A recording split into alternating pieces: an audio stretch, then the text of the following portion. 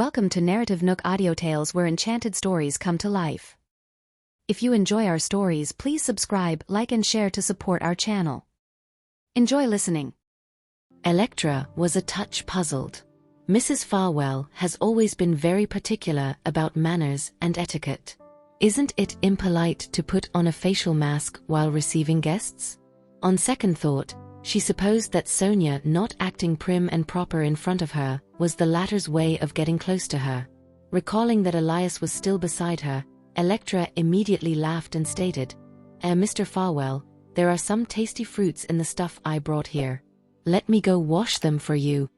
Elias immediately waved a dismissive hand. He told Electra there was no need and that he would do it instead. As he turned around, he came to a sudden realization. So, this young lady is purposely using this excuse to make me leave. What does she want to tell Sonia? Hopefully, Sonia won't make the wrong judgment and make the same mistake as Aubrey's case. After watching Elias walk into the kitchen, Electra turned to look at Sonia while wearing a smile on her face. Electra's motive was simple for this visit, to get Sonia to help create an opportunity for Lucian to spend time with her. Because of that, she had found a perfect excuse. "Mrs. Farwell, I learned of a piece of news today. Mr. Valentine, the principal of the middle school Lucian and I went to, has fallen severely ill. It's probably cancer or something. He's a nice man, but a pity he's poor and doesn't have much savings, so he's delaying his treatment right now. Could you help me explain the situation to Lucian? I was thinking of asking him to go and visit Mr. Valentine with me and donate some money to him for his treatment," Electra explained slowly. She believed Sonia would be smart enough to read between the lines and understand what she was trying to say. In other words, she wanted to spend time and do something together with Lucian. That way, it would pull them closer and build a stronger relationship. For that reason, she was not too worried that Sonia would refuse. Is that so? You should help him out, of course. Then again, Electra, I'm occupied with health examinations lately. Lucian is probably busy with work matters too. Regarding this matter, you can look for him and ask him directly. I believe he'll be able to make time for it."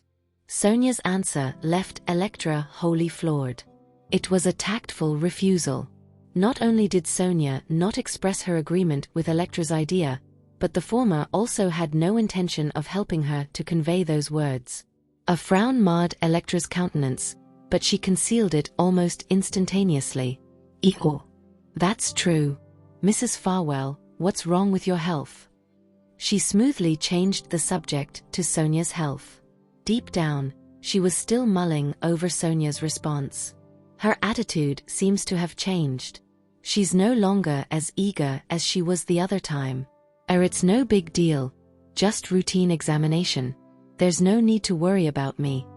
Although Sonia answered with a smile, the facial mask had covered her face, and as a result, Electra could not see her expression. The two continued with a short casual chat before Electra left the Farwell residence, her mind flooded by the thought that she would have to ask Lucian out by herself. After her departure, Elias returned with a plate of fruits in his hand. "You finally learned your lesson," he said with a nod. Sonia did not respond. On the inside, she was thinking about those words Elias had said to her before. If I hadn't irrationally supported Aubrey back then, would she not have made so many mistakes one after another? Would she come to her senses in time? Perhaps the Pearson family wouldn't be reduced to its current state if that were so. An abrupt thought that she had committed too many sins rose with Sonia. She stared at Elias and questioned, Elias, do I really have a lot of mental disabilities? I'm thinking of changing my belief. What do you think? It sounds great that you're turning over a new leaf. It's pretty good to be religious. As long as you're sincere, it's never too late." Elias picked up a slice of fruit and put it into Sonia's mouth.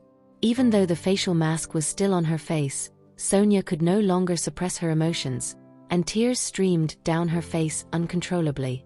From her perspective, Elias had treated her too nicely and was overboard at showering her with adoration.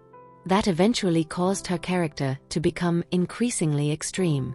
Sadly, she did not know how to cherish the love and adoration Elias gave her. On the second day, after much thought, Electra finally called Lucian and informed him of the situation. However, she did not mention that she wanted to go alone with him. Lucian immediately agreed to her request. Okay, we can find a time to visit the principal together. Let me check with Roxan to see if she's available.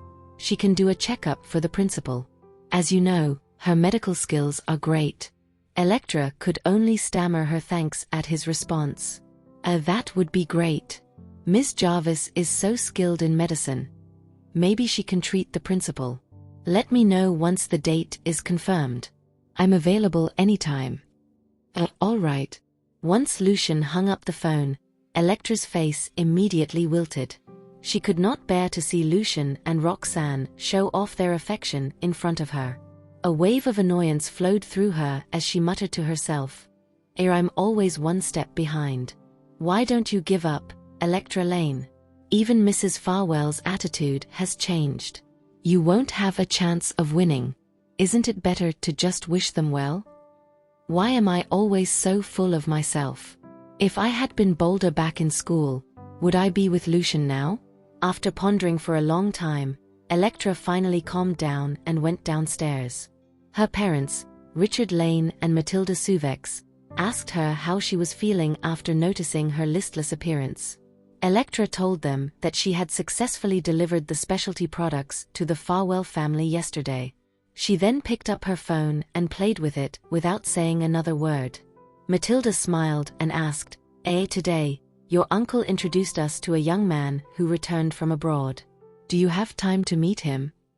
Her voice was gentle as she was afraid of her daughter's strong reaction.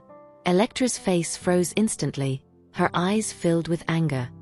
Mom, can't you take a break? 3 dates a week is too frequent. To be honest, those boys are all outstanding, but I don't like them. I'm not worthy of them, okay? Feeling flustered, Matilda turned and looked at her husband. Richard frowned and said sternly, How can you talk to your mother like that? We've already told you not to think about Lucian anymore. He came to explain the marriage certificate incident to us. You agreed to help him willingly. It's impossible for you two to be together. Miss Jarvis has already given birth to 3 children for him. What else do you need to give up on him? His words were adding fuel to the fire. Electra felt a jolt of anger thrumming through her veins. She got up, gave her father a cold glance, and walked out of the hall without looking back. This brat. Matilda quickly tried to placate her infuriated husband. Electra felt like she could barely breathe. No one in the world understood her. The guys she met on blind dates were no match for Lucian. When she was rational, she knew it was impossible to be with Lucian. However, she could not restrain her impulse. Electra drove her sports car and called her friends to meet at a bar.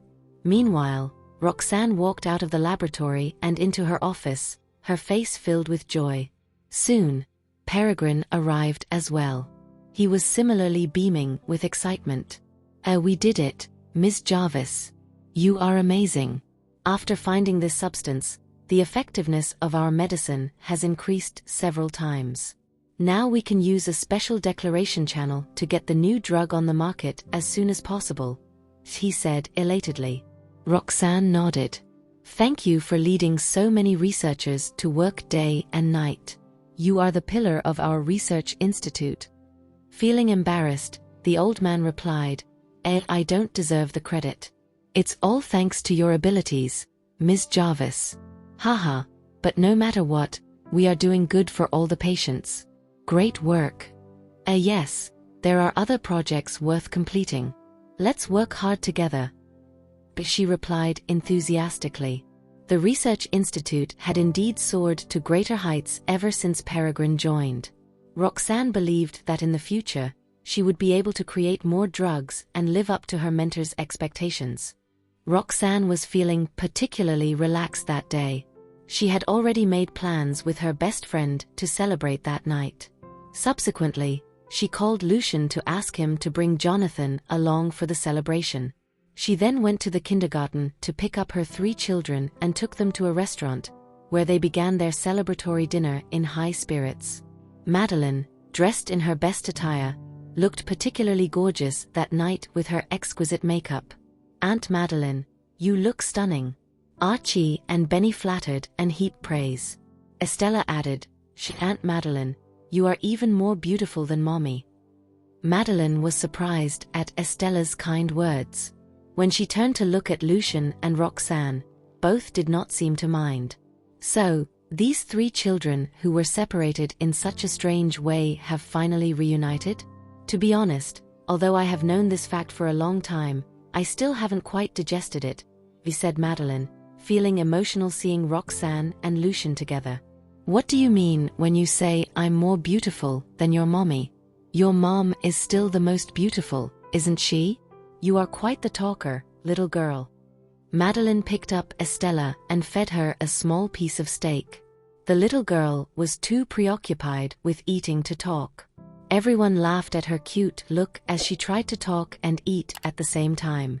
Just then, Roxan noticed her best friend glanced at Jonathan from time to time. She suddenly had a thought. Why didn't I realize that my best friend was dressed up so beautifully today for a reason? When did this start? Lucian was a really gentle dad. He didn't eat much throughout the meal and only drank a lot of champagne. Most of the time, he was busy feeding the children. Congratulations to Ms. Jarvis for her consecutive successful new drug developments. Each drug is more popular than the other, and the market value of your research institute is getting higher and higher, Jonathan said, lifting his glass to give Roxan a toast. She immediately lifted her glass but found a cold pair of eyes staring at her. Hence, she smiled awkwardly and quickly changed it to a glass of grape juice, which had a color similar to that of red wine. After drinking, Lucian finally relaxed and praised her. "Because of the cooperation between Farwell Group and your research institute, our company's stock has also risen a lot. It's all thanks to you."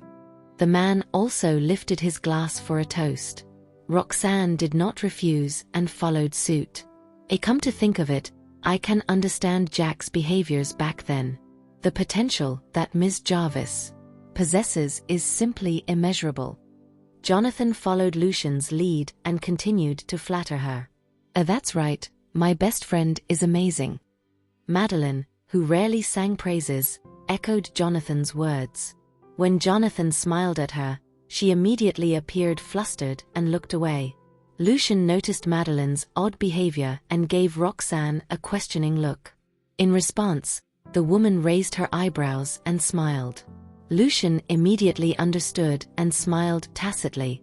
It seems that this pair should be easy to match. After 3 rounds of drinking and a 5-course meal, Roxan suddenly announced a resolution. Lucian was baffled by her odd request as they were not in the company or the research institute. "To express my gratitude to my good friend Meline for her unconditional care for the children and me all these years, I have decided to gift her a mansion. How about that?" Roxan declared. As soon as she finished speaking, Lucian and Jonathan smiled and applauded. The children also cheered and jumped excitedly. "Aunt Meline, say yes. Mommy wants to give you a mansion," they urged.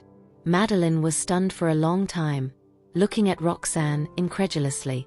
"Okay, I shall accept it. What can I say? I have a wealthy best friend." After Meline regained her senses, she did not hesitate to accept the offer. Roxan was satisfied with the outcome. This was what best friends should be like. They understood each other's thoughts.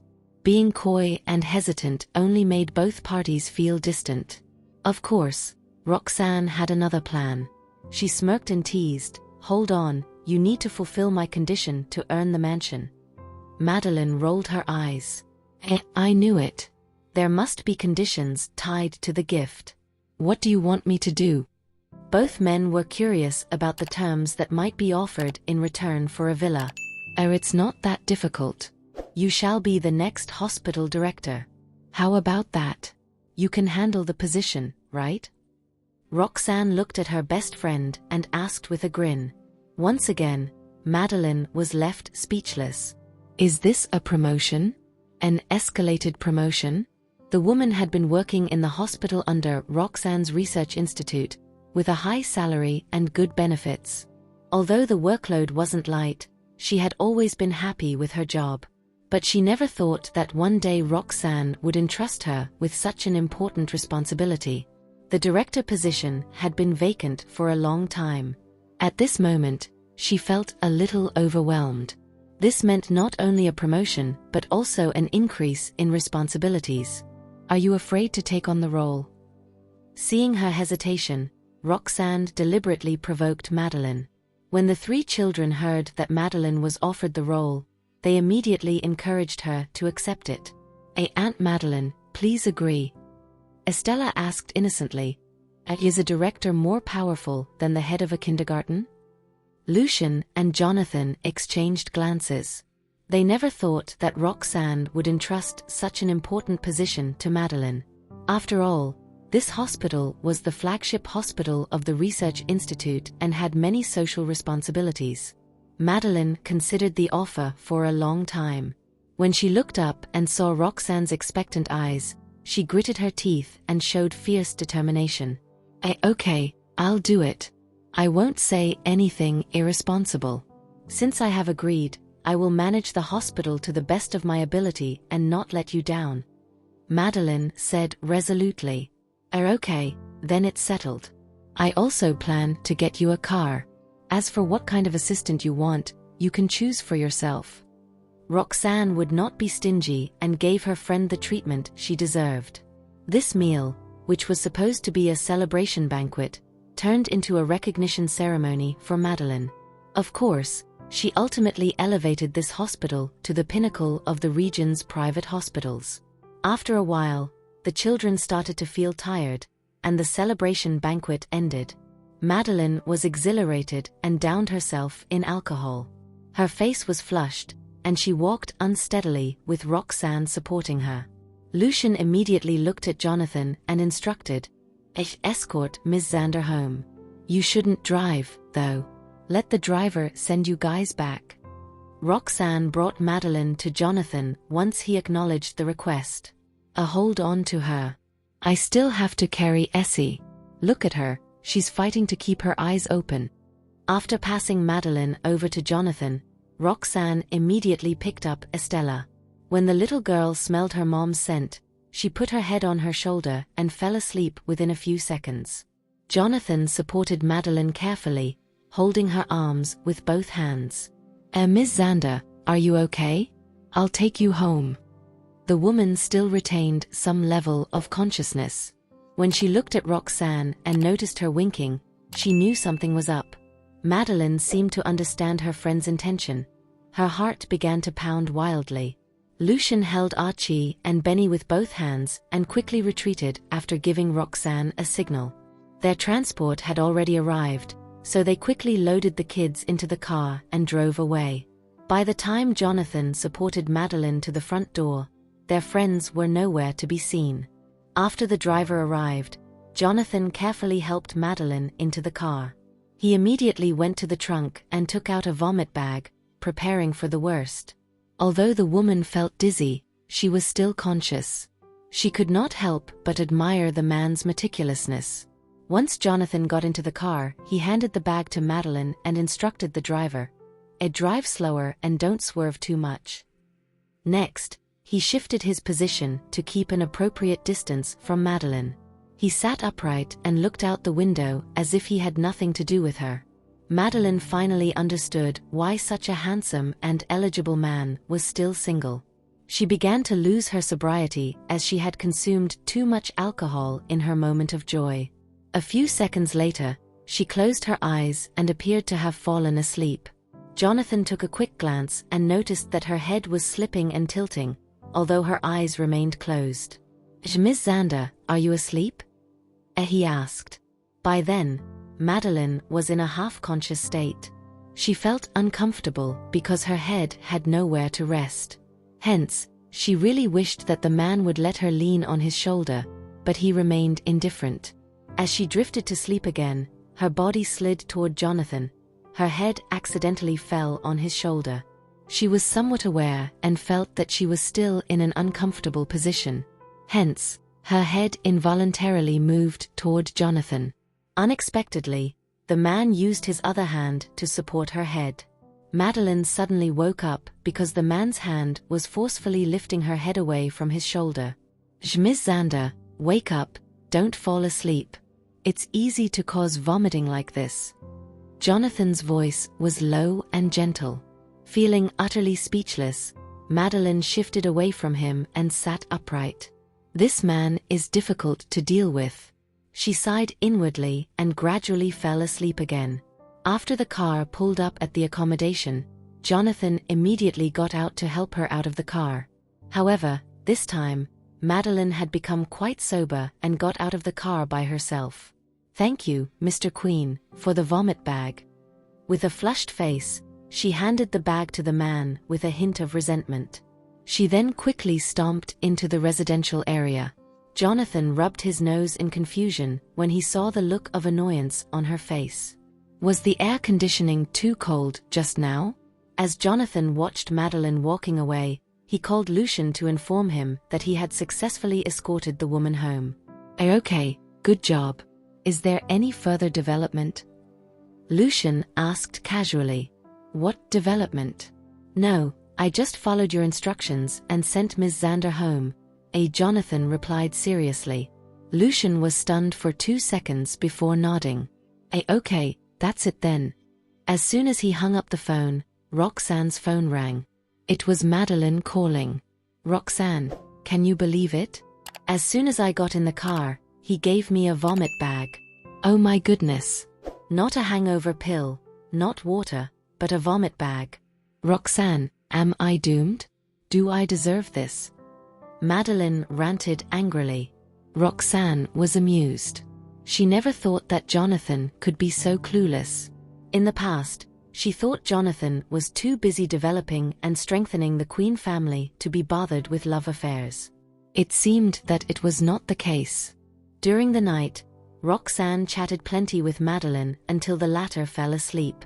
After that, Roxan felt a slight pain coming from her abdomen.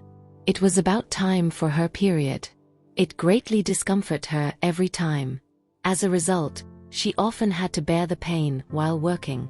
She thought Lucian had fallen asleep, but to her surprise, he left the kitchen with a cup of sweet ginger ale and served it to her. "Drink this first. When you're done, I'll give you a foot massage. What do you think?" Roxan was slightly stunned. While I'm surprised to see him being so gentle, since he usually has a stern and cold demeanor as the CEO of Farwell Group, I'm nonetheless touched by his act. After she grabbed the cup, he told her to wait a bit before blowing at the liquid inside until the temperature cooled down. Then he left to fetch a basin of water. As she drank the sweet ginger ale, she felt the pain in her abdomen dissipating. Why is this sweeter than honey? I think I understand now why Meline was complaining so much earlier and said Jonathan must have had some sort of psychological barrier after comparing him with Lucian. She couldn't help but smile as she thought about how lucky she was. Upon returning with a basin of water, Lucian asked her to sit properly, tested the water temperature, and massaged her feet. "Once you're done, I'll help do the same, too." Roxan felt pleasantly surprised to receive that treatment, which spurred her to show him just what a kind wife she was. "I don't need it since I don't have periods. Besides, your legs turned stiff after standing around in the research institute every day. Massaging your foot like this can relieve fatigue and prevent your veins from swelling, right?" In response, she nodded. He's correct. I still can't believe this is happening because he's acting so lovely right now. The next morning, after Roxan sent her children to kindergarten, she prepared to head toward the research institute. It was then Linda called her. "When I checked the institute's account earlier, I noticed something's wrong with the price of our raw materials, Dr. Jarvis. Our costs suddenly skyrocketed." I continued investigating the matter and discovered the DeMorris family's medicinal herb suppliers had hiked the price for those materials. The purchasing department didn't notify me of the matter in time. Furrowing her eyebrows, Roxan asked, "So how much did the price increase?" I thought the Queen family bought the Damaris family's medicinal herbs suppliers. There's no way Jonathan would suddenly increase the price. It was increased by at least 50%. Some even went up to 200% of their original cost. The price for our latest medicine will be too low to cover our cost in this case. We'll be losing money. Stifled rage and anxiety could be heard in Linda's voice. I see. In that case, I want you to sort out the materials that had their price increased and create a price comparison. Send the results to my phone. I'll ask about what's happening instead of returning to the research institute first. Upon ending the phone call, Roxan pondered for a few moments. Does Lucian know about this? I don't think it's a good idea to ask him about it in his company. I guess I'll call him first and ask him to meet up with me somewhere else. Hence, she briefly told Lucian about the situation over the phone and asked him to meet her at a cafe near Farwell Group. When he arrived, she had also received the files Linda had sent her, so she immediately showed them to him. Right after he briefly read through the documents, he frowned. Something's not right.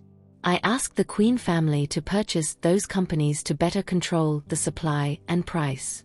They're no different from Jack if they hike up the price so suddenly. Don't worry. I'll ask Jonathan about it. Not long after, Jonathan hurriedly arrived at the cafe. Roxan didn't have time to reprimand him about his actions last night and went straight to the point. Did you raise the price? Immediately, he shook his head. Crap. I relegated these businesses to Freda, so this sudden price hike definitely has something to do with her. Lucian glanced at him coldly, wordlessly telling him to figure out what was going on as soon as possible. In response, Jonathan nodded and promised, I'll handle the issue right away, Ms. Jarvis. You don't need to pay for the material fee this time. I'll solve this issue. Then he returned to the Queen residence, enraged. When he entered the building, he saw Freda putting on makeup and preparing to leave. Frigidly, Jonathan questioned, Did you raise the price of the medicinal herbs? Lucian handed us these businesses because he wants us to earn a stable profit and prevent others from coveting them. Why did you raise the price? I demand a reasonable explanation. Freda's expression remained relatively unchanged as she gave her brother a side glance. A business is business, Jonathan. Besides, we're just the middleman. There's nothing I can do if the farmers producing the medicinal herbs want to increase their prices. I'm merely passing on the cost. Is that so wrong? Or do you think we should provide those medicinal herbs to Roxan at a loss? That was an excuse she came up with beforehand. In fact, she wasn't afraid of her brother looking into the matter to confirm the validity of her claim. Her objective in doing what she did was to let the people in charge of those companies earn more money so they would become more loyal to her. As for the medicinal herb suppliers who were already working with the Queen family, they would eventually be attracted to her. When that time came, Jonathan's resources would only exist in name. Are you sure you aren't doing this for your personal gain? Jonathan refused to believe her. Over the years, the prices of medicinal herbs he managed had consistently increased rather gently. A massive price hike like that had never occurred before. You can always investigate the matter if you like. If Roxan doesn't like the price, we'll just cancel our collaboration with her. Even if I sell these herbs to someone else, I'll still charge them the same price. Upon glaring at him, Freda put away her makeup box, grabbed her bag, and prepared to leave. Don't you dare go overboard. I will look into the matter. Barked Jonathan. Without delay, he picked up his phone and started contacting the medicinal herb suppliers. To his shock, he discovered all of them did indeed raise their prices.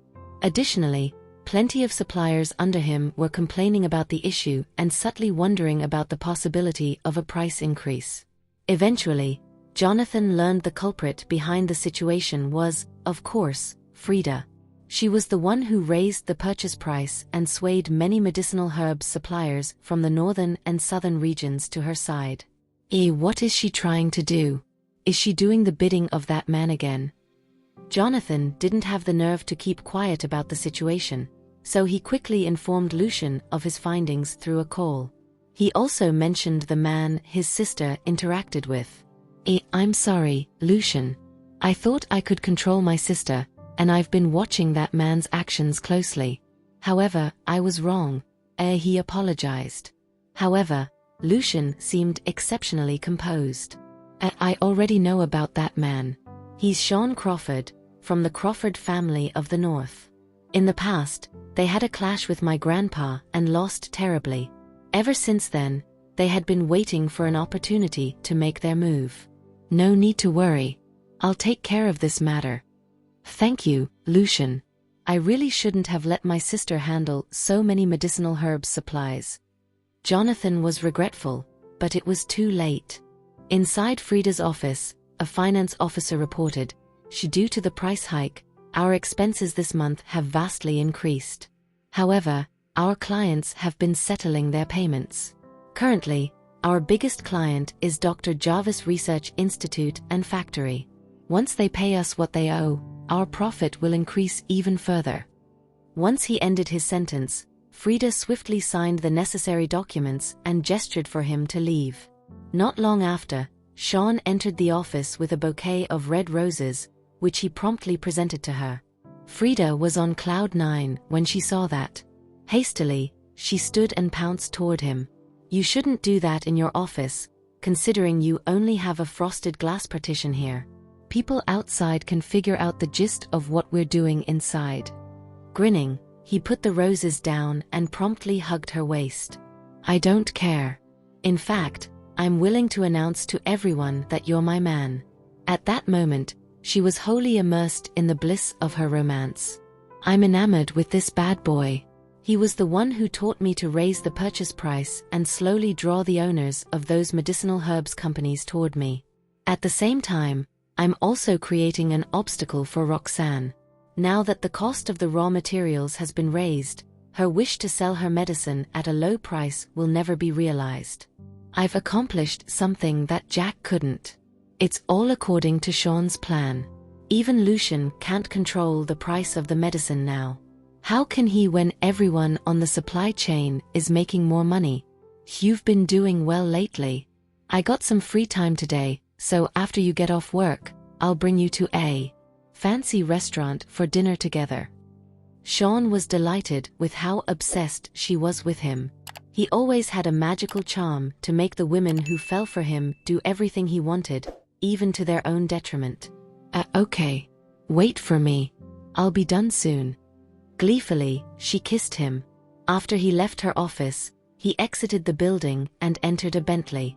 With a sneer, he picked up his phone and sent a name list to his assistant before calling the latter. I want you to contact every client on the list. Tell them they'll earn 20% more profit than from Farwell Group. I don't believe they don't like money. However, his assistant hesitated. All of them, Mr. Crawford? Don't you think that's too ambitious? What if someone reports it to Lucian? Sean assured confidently, I doubt it. This is just a normal quotation process. I bet many other companies have done the same with them. Even if they refuse, they won't expose it lest they risk driving themselves into a corner. In the end, his assistant launched his planned full-frontal assault. Adrun, Archulia, and Epia were Farwell Group's most significant export locations, which Sean planned to deal with one by one. His backers consisted of not only eager families from the north, but also many losers in the south, who were ruthlessly suppressed by Farwell Group. All of them very much wished Farwell Group would collapse as soon as possible. It's finally almost time to settle our family's grudges, Lucian. This time, I'll defeat you. The look in Sean's eyes turned sharp.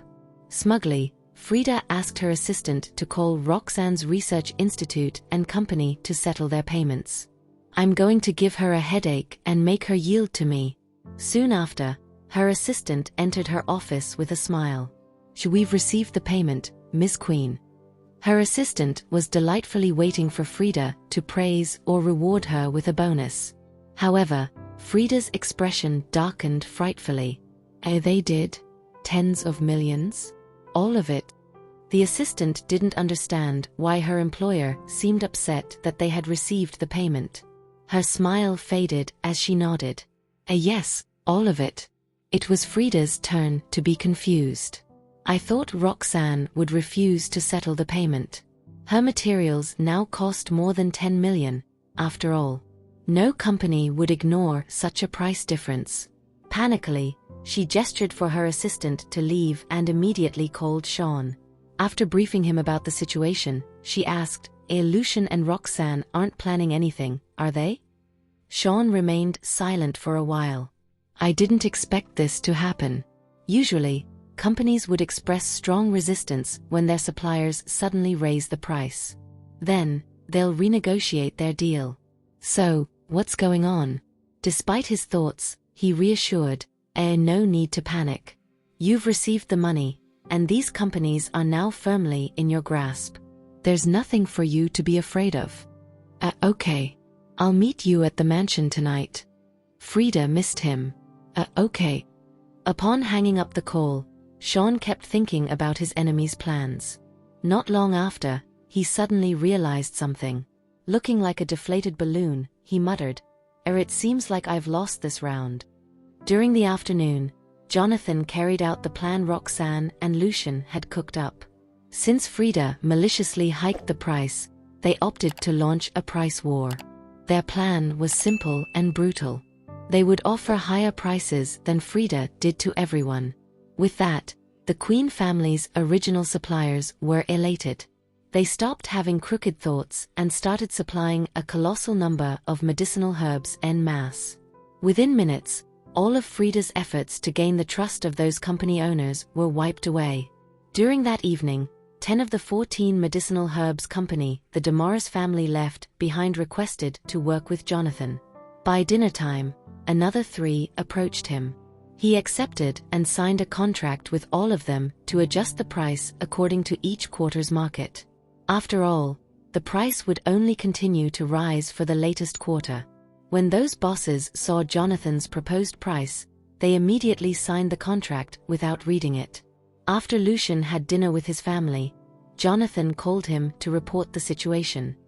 All 14 companies under my sister's control have signed a contract with me. Based on my estimates, we'll lose around 200 to 300 million this quarter. However, they're bound to expand production next quarter. Thus, the prices will drop back down. As for the medicinal herb farmers, they won't make too less money. It's my fault for letting this happen, which is why the Queen family will bear the losses. Lucian smiled when he heard that. Because his phone was in loudspeaker mode, Roxan heard what Jonathan said, too. Hence, she replied, the Queen family doesn't need to make up for the losses. I can license one of my research institute's patents to pharmaceutical companies in Epia for around $1 billion. Once that deal goes through, I can allocate 200 million from that earnings to cover the losses. Once Roxan ended her sentence, she hung up, denying Jonathan a chance to refuse. Worried that Lucian would be dissatisfied, she explained, I'm content with the scheme you've devised for me, Lucian. However, if the Queen family bears the losses, it'll be the same as you do it. This whole scheme will be meaningless in that case. However, Lucian chuckled. Your methods are very befitting of a businessman's now. Oh really? That's great. As long as Jonathan can control the prices, he'll help me save a lot of money. I'd say 200 million is a fitting price to pay to settle this matter. Then Roxan turned around to boil water and prepare Lucian's favorite coffee. The fragrance of coffee filled the air. As she enjoyed the coffee, he carefully observed her expression and said, Accompany me to the middle school tomorrow, Roxan. I promised Electra to visit our old principal since he's sick. She grinned. Since this is a promise between you and Ms. Lane, I don't think it's a good idea for me to join you too. It's fine. I won't get jealous. I know you two are only former classmates. The current Roxan was a lot franker and better at expressing her thoughts. I don't need to be jealous since he has done so much to prove his love for me. Besides, I'm sure he mentioned he would bring me along when he talked to Electra. In that case, I don't have anything to be upset about. That's not exactly why I'm asking you to join me. Did you forget you're the legendary Dr. Jarvis? I want you to come along because you may be able to treat his condition. I see. In that case, I'll gladly join you. When the time comes, pick me up at the Research Institute. I need to be there very early in the morning tomorrow. Electra was groggily woken up by her alarm clock at 9 in the morning. As she was dead drunk last night, she couldn't recall why she was woken up by the alarm clock. Hence, she turned it off and went back to sleep, not wanting to deal with anything else.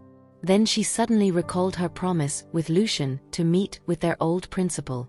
She opened her eyes, ignored her headache, and rapidly dressed up. There was only an hour left until her time of meeting at 10. Swiftly, she bathed, changed into a lovely attire, put on makeup to conceal her despondent appearance, and washed her mouth multiple times to remove the smell of alcohol. As Electra stood before the gates of her middle school, she reminisced about her time there. It's been more than a decade, but I still remember how Lucian and I always do things together. I'd sit on his bicycle as he rode around the school while the students talked about us. Eventually, our homeroom teacher would tell us not to fall in love when we were still young. It would have been nice if we did. In a daze, a smile surfaced on her countenance before vanishing a few seconds later. It was because she saw Lucian and Roxan stepping out of a Rolls-Royce. So, he still brought her along. I feel somewhat uncomfortable, but then again, I know it's going to happen. Electra tried to convince herself to accept reality. Moments later, Lucian approached her with Roxan. Did you wait for long, Electra? His voice always mesmerizes me. Nodding, Electra stared at Roxan. Our old principal, Mr. Valentine, is really ill, Ms. Jarvis. He's in a lot of pain. I hope you'll be able to treat him. In response, Roxan nodded. I can see she's still captivated by Lucian, but I'm okay with it. He's an excellent man, after all, so it's only natural he'll constantly attract the attention of countless women. It's not like I can do anything about it. It's his attitude that matters. Thank you for listening. If you have enjoyed this story, please like and share so others can see it too. Also hit the subscription button and notification bell so you can be notified on our next release. Thank you for your support. God bless you.